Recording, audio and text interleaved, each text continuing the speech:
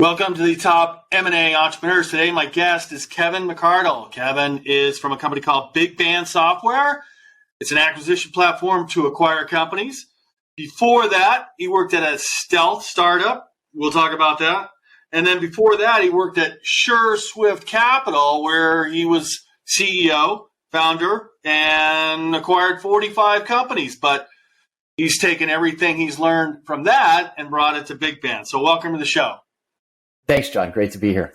Yeah, all right, Kevin, so let's start back this. You've been in tech all your life. It looks like you were actually at Cerner, a software company that was acquired by Oracle just recently. Yeah, that's right. And I should clarify, I spent 1 year as a high school math teacher right out of college because that's what I thought I wanted to do for the rest of my life. Yeah. And I was not tech savvy at all. And so I sort of stumbled backwards into working at Cerner in a sales training program. And that's where I, cut my teeth on software and technology and learned the ropes of how the tech world works. Yeah. And then you started SureSwift Capital, where you went on to acquire 45 companies. What was the platform for that, the kind of companies, and just trying to get an understanding what you learned from that? Yeah, well, the idea was pretty simple. And, I was the operator and I had some people backing me financially. It was their idea, actually, like, let's just go acquire profitable companies. And to narrow the scope, we said, let's make them internet based. And so that was the idea. We started small, we grew bigger, and grew to, do 45 deals in a period of 7 years.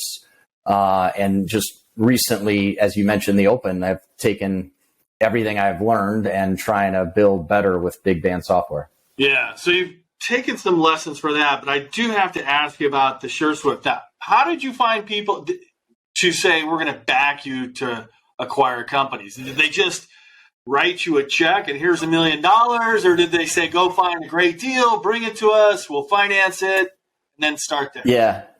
No, it's a great question. And I know a lot of your listeners, like, that's the $1 million question, right? Like, if I want to buy things, how do I finance those things? And, candidly for me, I wish I had been exposed to your podcast and others back when I was deciding to make this leap from corporate America, which, isn't for everybody, but I had a really nice, cushy executive job, good comp, good perks. And I was like, I'm going to leave all that behind and not pay myself for a while and go buy businesses, which I didn't even know was really a thing that people did on the small scale. Yeah. So the reality was I, ran into my original business partner through personal connections. And he had said he'd been working on this idea for a while. Like, he knew there was a lot of money to be made on the internet, and knew in the right circumstances you could buy a company that was already successful. And so we just pooled our money and got started. So it wasn't like, hey, let me find a deal and then we'll decide and let me round up cash. I know a lot of people listening to this are probably going to be like, well, either Kevin's an idiot, like, how did he stumble into this situation? Or, like, he's the luckiest guy in the world because he didn't have to go through the heartache of either finding money or finding a deal first. It just sort of like came together. And like, we incorporated on July 4th of 2015, which I consider my Independence Day from corporate America. And by the end of July, I was closing a deal. And honest to God, it all feels like just dumb luck and circumstance now, because I know there are people in the search world or building holding companies that spend years trying to build it up. And by the way, it was a pretty small deal that I found on a marketplace. It wasn't like it's some magic there, but it all sort of came together well. And now all of a sudden I'm operating and I had to figure the rest out, as I went forward. Yeah. How did that first deal go? How did you, not finance it, you brought money together, but was it, I'm hearing more and more deals where it's just 100% cash. That's how I've operated from the beginning, John. And I know that's maybe not normal, but I love being able to write a letter of intent to a founder and say, I'm the decision maker on my side. If you're the decision maker on your side, let's do a deal. And I know it works and people make it work and there's nothing wrong with it, but I don't like the idea of, hey, John, I'm making this offer to you without knowing that I have the cash rounded up. And I've been fortunate to not be in that scenario. Like, I've always had the cash secured and then bought 100% in cash. And then you can add in debt later after the fact on, a profitable operating portfolio. Yeah, as long as it's got the margins. When did you start realizing this is gaining some speed with your acquisitions? I mean, it looked like 45. That's freaking who's that Tiny Capital guy who's got 40 something up there? Oh, Andrew, Before Tiny Capital was. I don't know about that in terms of timeline. I'll let Andrew speak for himself on that. But yeah, we got to know each other a little bit because we were living in the same town. I was living in Victoria, BC when I started SureSwift. It's a high pace, and when there was, I tell you, the inside baseball. My conversation with my wife was like, "Hey, I think this is working. I think this is a good idea. I would like to leave my cushy job and try this." And not pay myself for a little while and see if it works. And we had lived below our means for a while, saved up a nest egg so that I could put my own cash into this thing. And it was always sort of this like monthly check-in, like, is this working? Is it not? Are we still going to go with this? About, probably 6 months in, we were just finding like great deals all the time. I was able to operate them. When I needed to hire somebody to replace me to go operate the company, I was able to find the people. And I don't want to make it sound like any of this was easy. It was not easy, especially early days when I was the only, person day to day in the business. But I got to be where business is business to some degree, right? Like I had moved from the business of, selling big enterprise software and taking care of those customers to buying small scale technology businesses and SaaS businesses. And my customer was different, but I knew treat people well, do what you say you're going to do, and generally good things happen. And so I took that approach into this new venture that I was working on. And it turned out like hiring great talent in a big software company is not that much different than hiring great talent in a small business. You have to be thoughtful. You have to ask the right questions. You have to vet the people. And when you make a mistake, which I made some mistakes, you have to cut bait with those people and move on and find somebody else. And so I was fortunate that, we kind of brushed over. I spent 15 years at Cerner, and along the way, got an MBA, but I like to say I got a PhD in how to business through working at Cerner. Like it was a very disciplined company that does a lot of things well, high culture, place to work. And so I was able to take those learnings into this new thing, and we were only buying profitable businesses. So once the portfolio got to be a certain size, to answer your question, I was like, okay, this is going to work.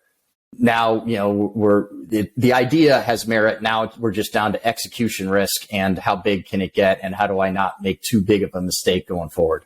Yeah. How big were the companies you first started with? Let's say first 5, 10. Yeah, low 6-figure checks. And, as you pointed out, all financed with cash. Pretty quickly, we brought in more money and got into where we were writing checks $1 to $3 million. And then by the time I left SureSwift, our general buying range was like still 1 million at the low end and 5 million at the high end of enterprise value. So what happened there when you say brought in money? Did people start knocking on your doors based on the success you have? Or did you go out and say, we could probably make this happen faster and bigger if we had more money? Yeah, a little of both. So our first fund was people that me and the original partner were close to. And then we had a second fund with also like pretty close, just total of 5 individuals. And we were getting inbound from either people in my network. Along the way, I moved to Minnesota where I'm based now, got to know the tech community. I'm like, hey, I'm Kevin. This is what I do. And people that got it, especially SaaS entrepreneurs, were like, I would like to invest in that thing. And so when we decided to raise a bigger fund, it was a combination of like, go to our immediate network and the people that had already expressed interest, build some momentum. And then I ended up raising money from, a total of 67 people that were then 2 and 3 degrees removed from my immediate circle. That is my feeling. I'm getting more and more questions around that. It was like, John, how do I raise a fund to buy more money? I mean, Warren Buffett started that by raising a fund to buy companies. But he also had a track record of being an amazing investor early. Yes. pinball games to you name it, to all kinds of stuff. Yeah. Right. So anybody asking me, I would say like, go prove that you can do something before you ask people for and money. a smaller scale. Yeah. Yeah. And usually you have to start small, but that's okay. Like, if that way, if you fail, you're failing small too. And if you succeed, you just go a little bit bigger. Yeah. So yeah, I'm not the expert. I guess I'm an expert on some things, but whether somebody raises money and then finds a business or find a business and then raise money, it's like, there's different ways to do it. But I just think like, if you have no track record of knowing how to operate a business, I would fix that first before you go ask people to give you money to go operate a business. So what are your tenets for operating a business? I mean, hiring great people, just growing the business, or what? Or making it more profitable? What is it? Yeah, I mean, unfortunately, I'm not going to give you any like pixie dust that you haven't heard on. It's complex. Basics. There's a lot of different levers. Yeah, it's complex, but I try not to make it complicated, right? So I think of the analogy being cable television, or Netflix, to use a more modern example. It is super complex. I have no idea how it actually works, but it's not complicated. I pick up my remote and I hit power and it works, right? So while, yes, business is complex and there's all these moving parts and factors that can make any situation very hard to deal with, to keep it simple and not complicated, treat people well, create a culture that people want to work in, measure and monitor everything, be disciplined, don't get too high with the highs, don't get too low with the lows, address problems that are problems, don't conflate people with problems, right? So if you come to me, John, and you say, hey, Kevin, here's a problem with the business, you and I are going to attack that problem together. I would never attack John because that's not my job as a CEO to, we got to develop people. Yes. But all these things that you read about in every business book. Another Warren Buffett temperament, right? Right. And you mentioned profitability. Like, I love profitable businesses. And I think the world recently in like 2022 has gotten a wake up call that, like, at the end of the day, you have to provide value and make more money than you spend. And that is a healthy business. And especially in the venture community, like, things got a little, astray. And I get that it's different, but, I want to profitable growth is the goal for my whole portfolio. Yeah. It's just to remember a long time ago, this business unit general manager, Charles, we were working on a startup, and he goes, I don't really care about profitability. I just care about growth. Okay. Yeah.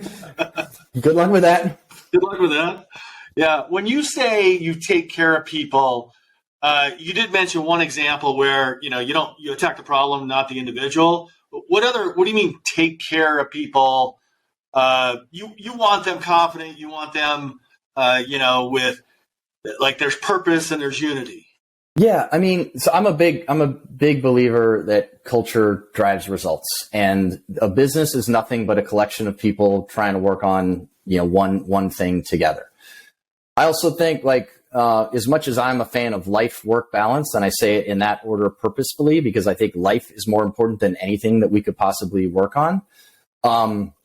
We spend a lot of time at work if we're full-time employed people, and so shouldn't that be like pleasurable or, maybe fun every once in a while? Not that it won't be hard. Like, the reason we get paid to do work is that things can be hard. But, I would not want, I have worked in toxic environments where the culture is bad, or I don't enjoy the people I work with, and it is miserable. And so I don't ever want to be a part of that for the rest of my career. I want to build a culture in a place where people enjoy working together. They feel taken care of. To answer your question, what does that mean? That means I'm working on something that, I'm in the right spot for. I'm being compensated fairly for it. And, I have balance between my life and my work, and I'm not being asked to either do something I'm not capable of, or work 80 hours a week, or, do something that's going to take, too much stress and bleed it into my personal life. Just, like what work I think what we all want work to be is something that's healthy and positive. Yeah. That's what I mean by, like, taking care of people. Like, let's create a healthy and positive work environment. and recognize that every once in a while, something's going to get misaligned, and then we go solve that problem, whether it's a people problem or the work that they're being asked to do, and so on and so forth. Let me ask you about that, because for an employee to see some policy in the company that you don't like, it creates friction in your life, whether it's family or politics or ethics or whatever it is. It's easy to see, but now the shoe's on the other foot. You're the boss, and how is it? Is it hard to see? Or you don't see what you don't see, right? You could. Yeah. So are you asking, like, I may be doing something that other people see as a challenge or problem? Friction somewhere. Yeah. Yeah. So I would set aside like ethics. I think that's table stakes and like should never be a problem. Never compromised. Well, not in my world. I mean, I realize it exists, but not in my world. Like those are black. Those are black and white issues. Right? Yeah, those are black and white issues. Now, there's a whole bunch of gray issues that I totally recognize. Like I may have a policy or an idea that I think makes perfect sense, but it may not make sense to somebody elsewhere in the company, right? And so part of what I believe is a good, healthy culture is a culture where anybody in the company can come to me and say, hey, Kevin, I'm not sure I agree with what you just said here, or what this policy is, or what our strategy is with this thing. And again, we attack issues, not people. I will listen to that, and I will I'll try not to get upset about it, though I'm imperfect, right? And so there might just be a misunderstanding of, and I'm trying to think of like a real example to make it more concrete. This is when I was an employee working for Autodesk, and the VP came in and said, "Hey, we're going to be changing the comp plans." 3 people ran out of the room immediately. It was such an emotional charged conversation that they didn't even want to hear it. They just ran out of the room. Yeah. And comp is super, super personal and super important to everybody. So not knowing the details for a while, and all of a sudden you're going like, "What? Yeah, doing that." So not knowing the details of that, I could predict like a couple from the leadership level. They might be saying like, hey, we have to make this change for XYZ reason. And we have a broad view of what's going on in the company and the external, threats and opportunities and workforce. Like, how are we doing hiring and retaining people? And are we at market levels for other people in our industry? Whole bunch of factors that maybe the 3 people that ran out of that room aren't aware of or aren't thinking about, right? So there may be a disconnect between awareness, not smarts of those people, but just what are what is their awareness of all of the issues involved. There may be trust issues where the last time the VP walked into that office, really bad things happened, and I don't want to be a part of that again. And again, I don't know in your example, but in my world, if somebody gives me feedback that is critical, I listen and we try to work through it. And I'm not going to criticize somebody for giving me feedback, because then what happens? They stop giving you feedback, and then you get these pockets of problems that nobody wants to talk about, because otherwise the boss is going to get mad and fire somebody. Do you know what I mean? So unfortunately, I think a lot of work culture is not positive. It's trying to create the culture, the environment where there's not fear from people that work below you. 100%. Yeah. I mean, you don't want it's like your kids. You don't want your kids to fear you when you're trying to share a lesson or a story.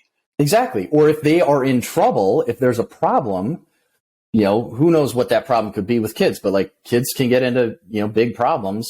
I want them to call me and say, Dad, I need help with this thing. I don't want them to be afraid to call me, because then that problem could get worse. It definitely gets worse. Yeah. So, things like that. I've been fortunate to have some really great managers and leaders and executives in my life.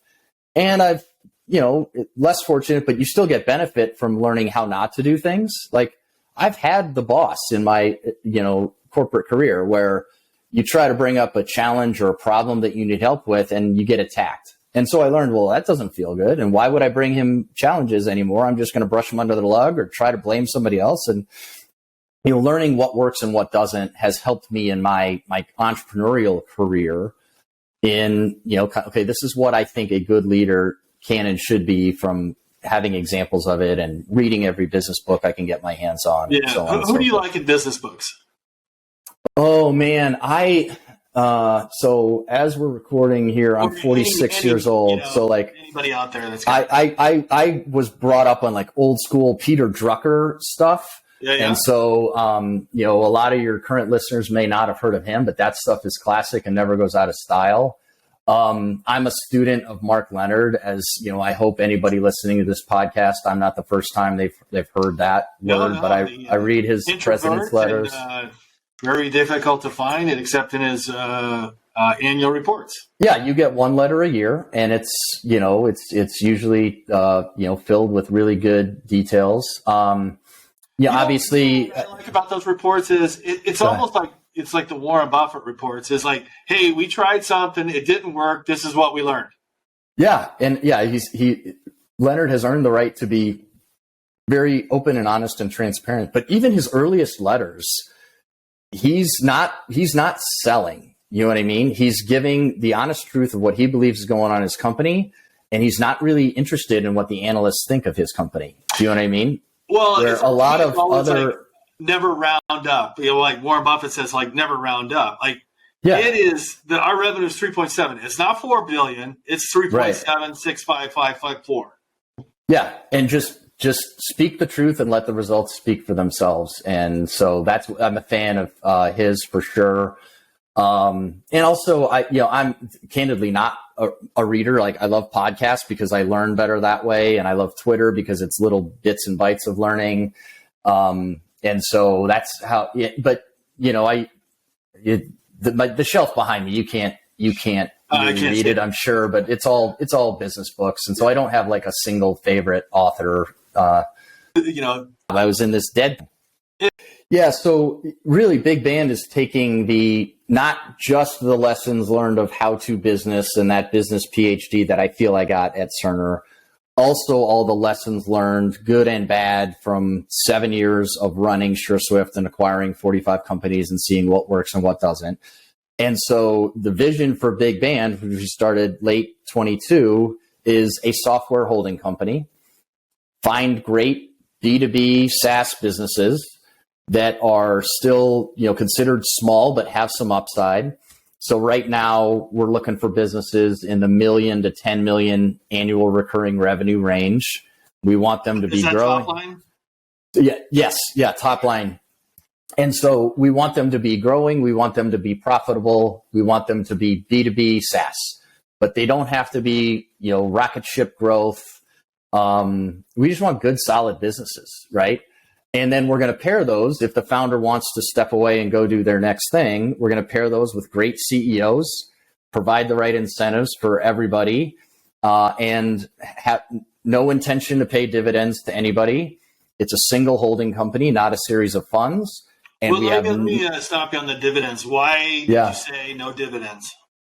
Well, because our investors are aligned with that and have no need for dividends to come out of the company, and that just creates, taxes. Are they looking for a higher multiple on invested capital?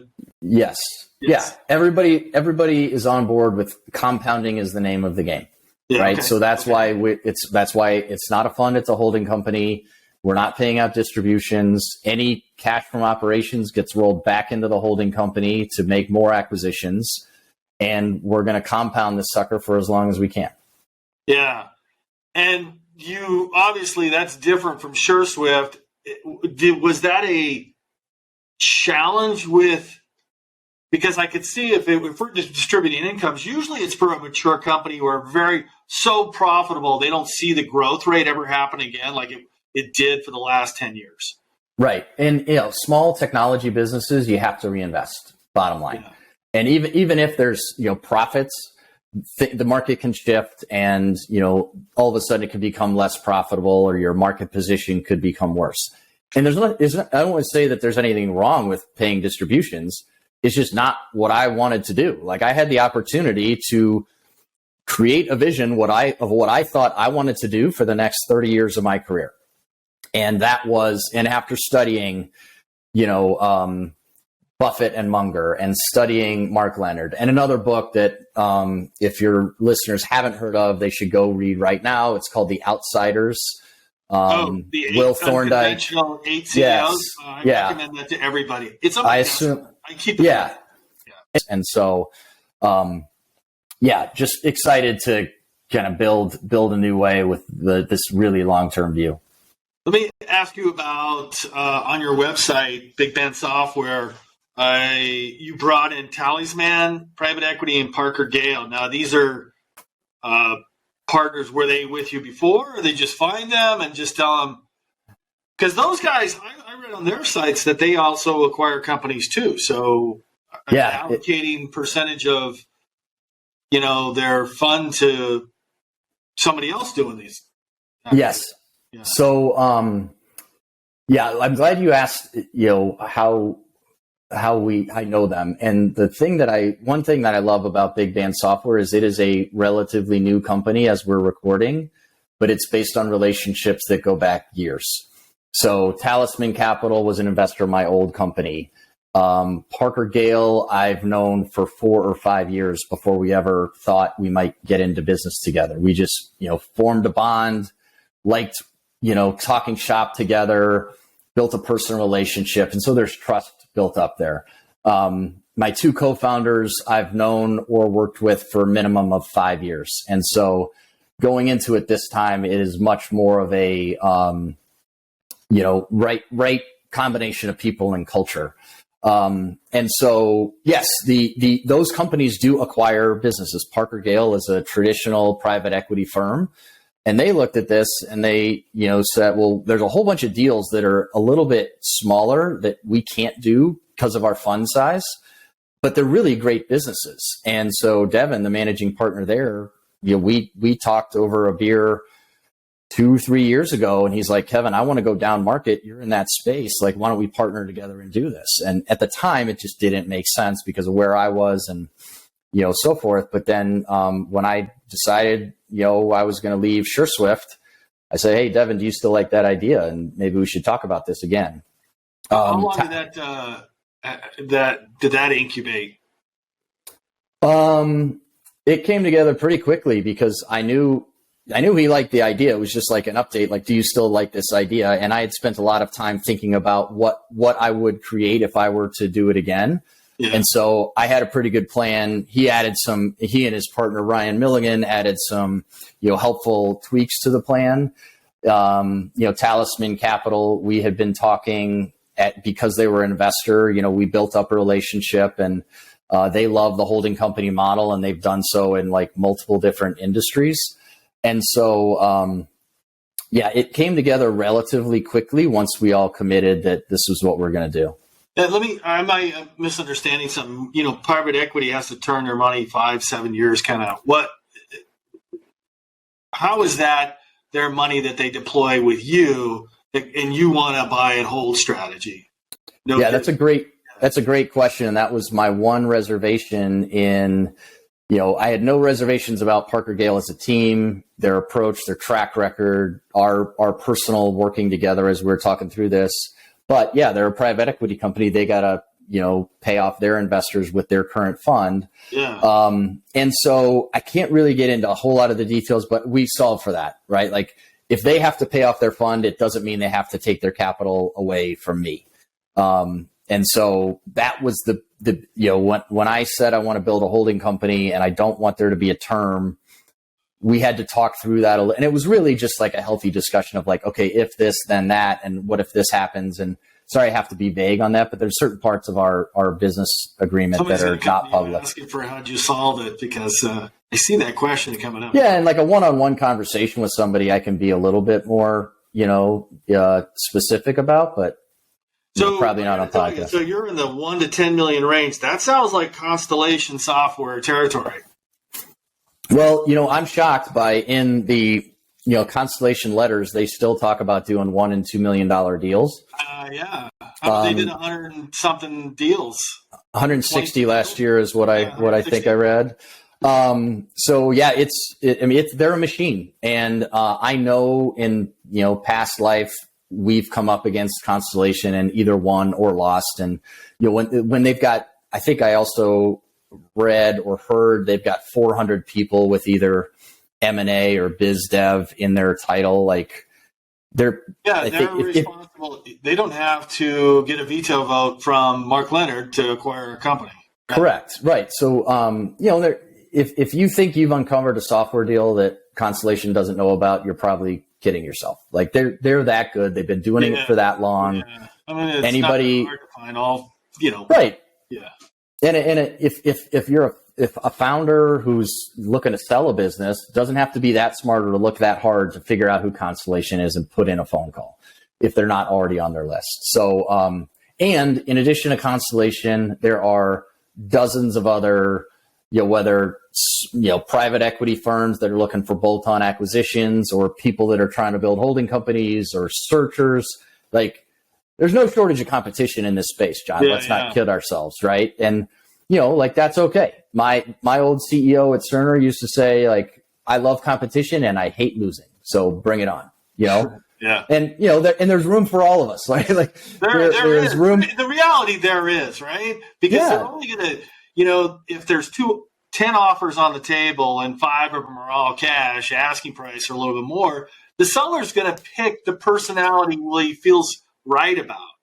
Yeah, it's about fit and business fit. And there are, tens of thousands of software companies out there in the world, and new ones being built every minute of every day by new entrepreneurs. And so I don't think any of us are going to run out of deals to do. If somebody, tries to get into this business and they can't find a deal and it doesn't work out, like, it's not because there aren't software companies that are transacting. It's because their idea or their model wasn't a fit for some reason. Either they couldn't find the deal flow or they couldn't round up the capital or, any number of reasons why it might not work out. But it's not because there's a lack of software companies or too much competition. Well, it's been built up over, years and years of being in this business and trying to be a good human and treat people well. And so I have something of a reputation in this space. When we announced Big Band, my LinkedIn inbox and my actual email inbox got full really quickly with people who want to sell you their company or know of other companies that want to sell. Yeah. Or people saying like, hey, I know a founder who's thinking about selling. He's in a process. Let me introduce you. Bankers saying like, glad you're back in the arena. Let's talk deals. People that want to, come work for Big Band, because I think not just me, but my co-founders, Jason and Chris, also have reputations of being like awesome operators and great human beings. That's why I brought them onto the team. And so, having done this before, I know what to do. And so spinning up the deal flow engine, nothing's easy in business, but like I've seen how this movie ends one time. Yeah. Just trying to take all those lessons and do it better the second time. I have to ask you about disruptive events. I'm old enough to be on the planet where the internet came around and it really disrupted a lot of businesses. What do you think about the AI happening? I mean, I use Jasper AI for content to help, but it still needs a lot of massaging. Yeah. When I use it, is that, and I noticed that Microsoft is adding that to all their apps. Yeah. ChatGPT.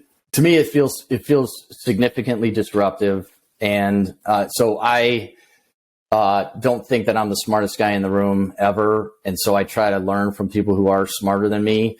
And I think when people put it on the scale of the internet itself, and then mobile being a dramatic shift in, just life and business, and people smarter than me think AI, it might provide that sort of shift. I believe it.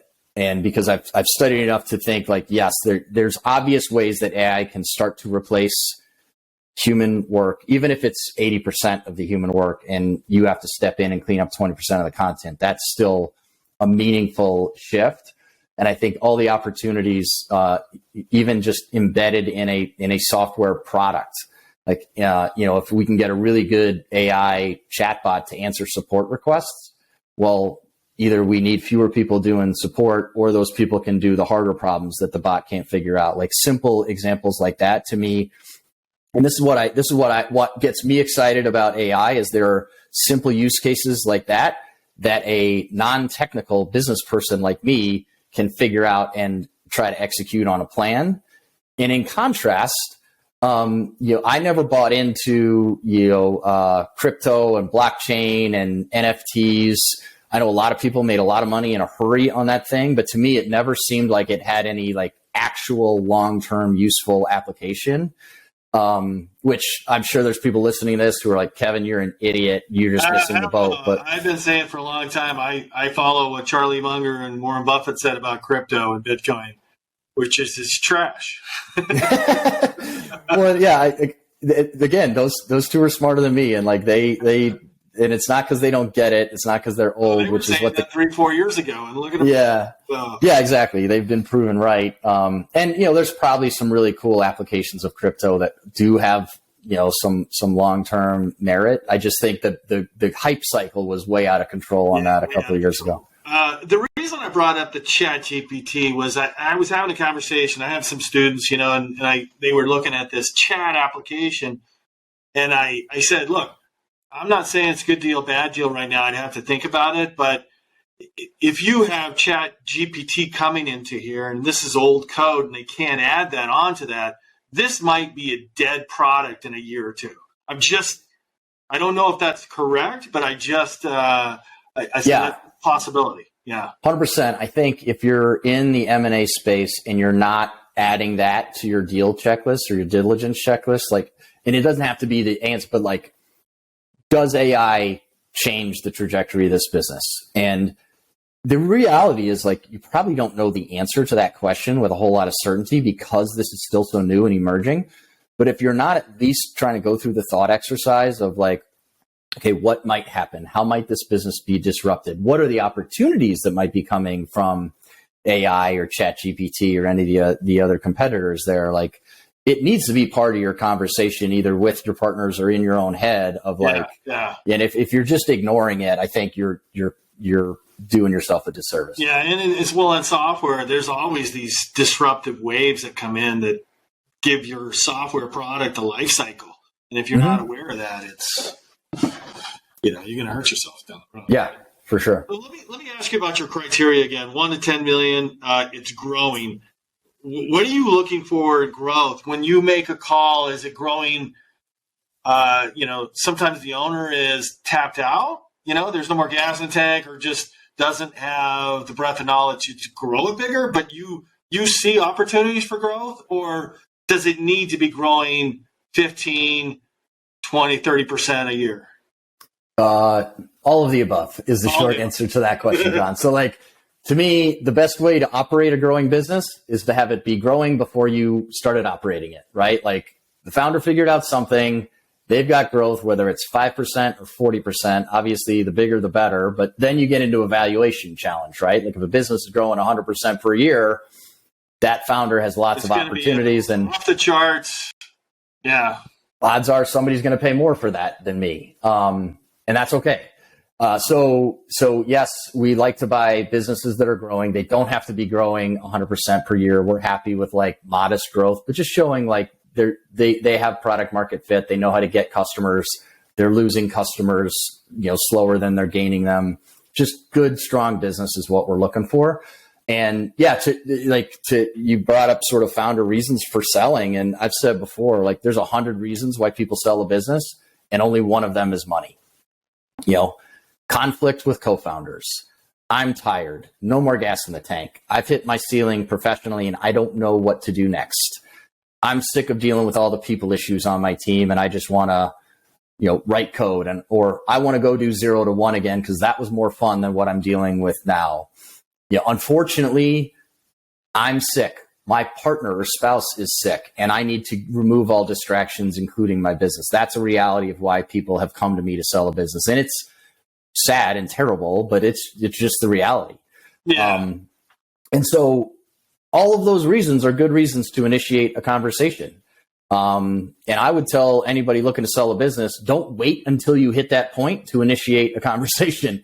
If you think someday you might sell your business, which includes everybody, because either you're going to choose to sell it or you're going to be put in a box and somebody else has to run your business. So pick your outcome. By put in a box, I mean you die, right? So somebody's going to be running your business someday or you're going to go out of business. So if that's a fact of life, you might as well have some casual conversations with people who might buy your business someday you're not obligated to sell it. Just have the conversation so that when you do hit that point, you're not starting from scratch on like, how does that process work? Conversation you have with sellers, does this sound like that? I try to initiate those conversations because there's so many times, John, where I'll be like out in the world and people find out what I do, or at a conference of software founders, because I like to support those communities. And people will come up to me at the cocktail hour and say, I'm not looking to sell my business, but how does it work? What do you do with the team? What happens to me in my job? How do you treat the customers? They've got all these questions that are really good questions, but they feel like they have to have the preamble of like, I'm not looking to sell. And I just tell people, that's not necessary for you to tell me. If we just met, I don't care if you're trying to sell your business or not. Like, you know what I do. I now know what you do, but let's just have a conversation like normal human beings. And I'll tell you what I know and try to help make you successful.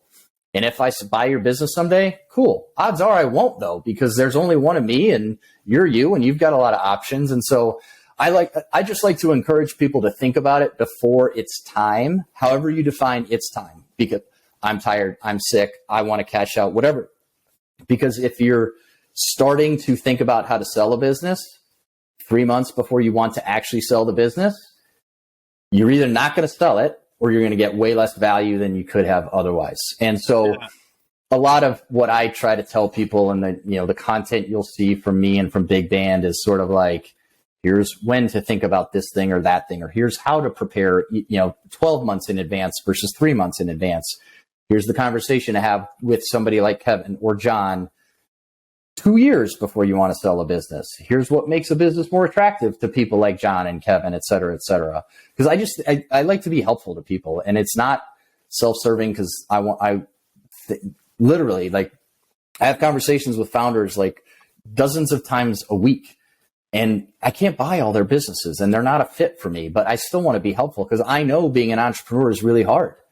And so if I can give people like some tiny little bit of advice or encouragement or empathy to try to make their life a little bit easier, like, that's a win for me, whether I buy their business or not. Yeah.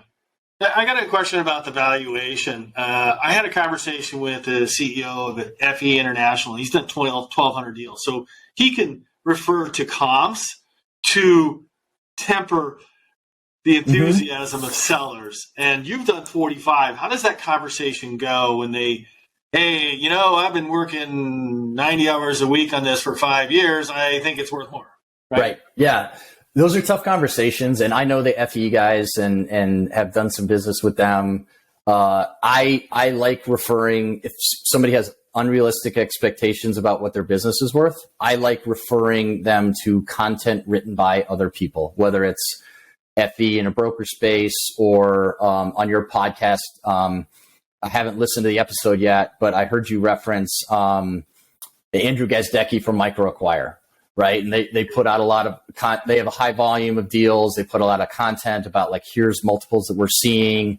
And it's all, I like to take that with a grain of salt, because like, it's not the stock market, right? There's no check. Anybody can claim they got whatever multiple they wanted to. And there's a incentive for a banker or a broker or a marketplace to elevate those. And I'm not saying they do, but like, you just got to take it with a grain of salt. No. Woodbridge is a broker, and they're middle market, and they are in a little bit lower middle market, but they don't put prices on anything they sell. Right. Yeah. And a lot of times those are like contractually confidential. So, but it is something of a reference check for people. If somebody just has wildly unrealistic expectations, I will usually say like, hey, go read this link, go follow this person, go study this thing, go talk to this community who talks about these things, and see if your expectations change. And if they don't, that's okay. And I hope you get every penny you're looking for, but that's just not going to come from me. And so is that rule number 1 or 2 or 3? We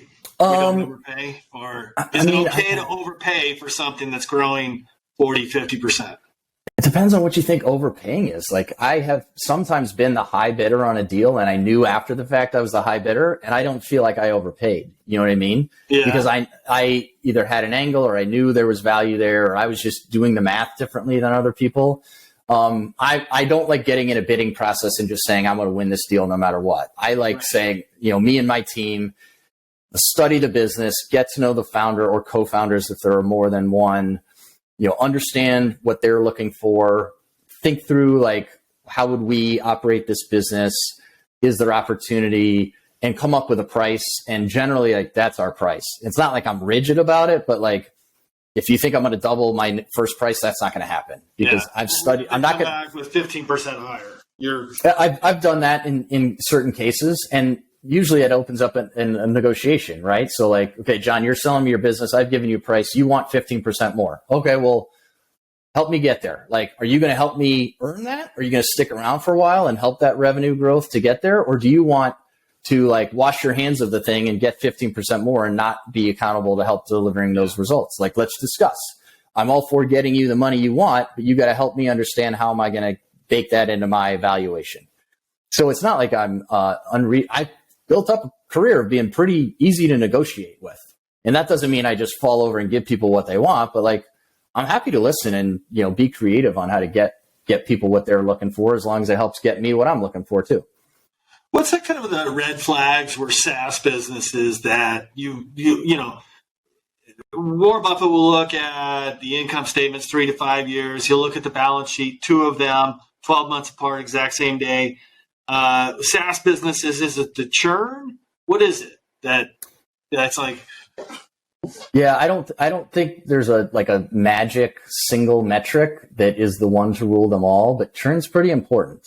And churn, it's like, you can come up with a number for churn, but then if you dig into the details of like cohort analysis and like which segment of customers are churning more than others, like you could spend a day trying to understand the churn of a single business. But if you get a good, if you see something with, you know, by itself, there's no context, but compared to somebody else, it's a high number, and can that be fixed? I am a believer that anything in business with the right attitude and approach and measurement, monitoring, and people, almost anything can be fixed. But that's not our thesis of like, let's go in and fix churn. And I also think you know, if I'm able to give a little bit of advice to people listening to your show, hoping to go acquire other people's businesses, don't think you're smarter than the founder. Yeah. You know, if you're buying a business and you look at the P&L and you study their website and you get their prospectus or whatever, and all of a sudden you think you've got this, you know, silver bullet idea that's going to make that business grow or reduce churn, like that's offensive, right? Because if somebody's been running their business for years and they fall asleep every night thinking about it, and they wake up every morning thinking about it, and they get advice from their peers, and they study everything, and they try different things, and some work and some don't, and then you, Mr. or Ms. newly minted MBA with a search fund, thinks that you're going to swoop in and solve all the problems and fix that business. Scale it 200%. That's what I said to one of my students. I said, well, whoa. Like, before you purchase it, it's like, I dropped that notion of scaling it because they built it over 10 years, right? Right. And it happens. You can go in and accelerate the growth of a business and solve churn, and but it is not easy. And I feel like a lot of people in the M&A community, especially people new to the community, is like, oh, well, I'll take all the things that I learned from these books and I'll apply them to this business because this lazy entrepreneur hasn't done all the things yet. And we completely missed that one. You don't think I don't think he's tried it? Right. Exactly. So, you know, I don't mean to be negative, but I do. I just have immense respect from entrepreneurs who have been in the arena for years and years. And I just assume they've tried everything. They've done their best. They've built to something that is great. And my job as the custodian of their business is to not screw up the greatness that they've built. And then, yes, let's try to improve upon it. Listen to their ideas because they surely have some ideas. Listen to the team's ideas because they surely have ideas. And let's incrementally try to build something and grow it and improve the business, which is imminently possible.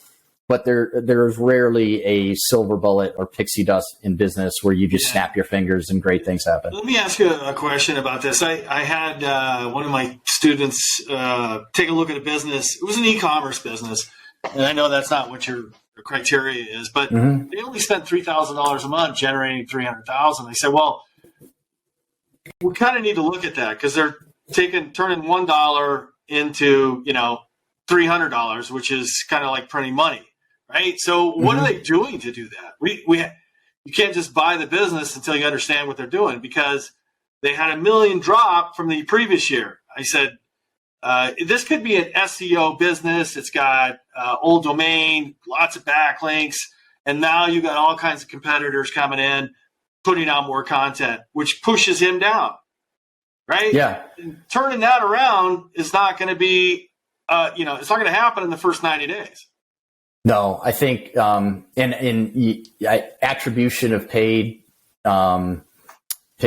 advertising is, still murky, and you can spend a lot of money and not get the success. And, it's a super complicated thing. And that's why, I think software and tech businesses are super popular with the, new M&A crowd for good reason. But it is infinitely more complicated than buying manufacturing business or, a brick and mortar thing where you put together the widgets and you sell the thing, because the internet itself is just infinitely complicated.